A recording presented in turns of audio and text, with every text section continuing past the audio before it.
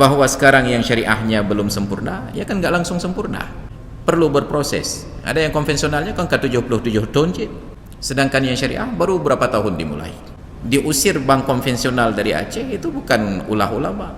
Ulama di Aceh ini sudah 70 tahun lebih berdampingan dengan bank konvensional, tidak pernah ada ulama yang mengajak, ya tadi mau bank konvensional, terpulit bank konvensional. Hanya di awal-awal dulu, para ulama tidak mau menabung di bank konvensional.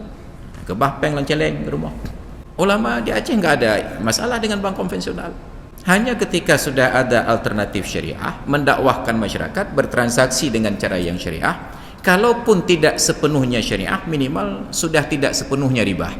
Ma la yudraku kulluh la yutraku kulluh. Yang tidak didapati semuanya, jangan tinggalkan semuanya. Hana teme babandum baladum.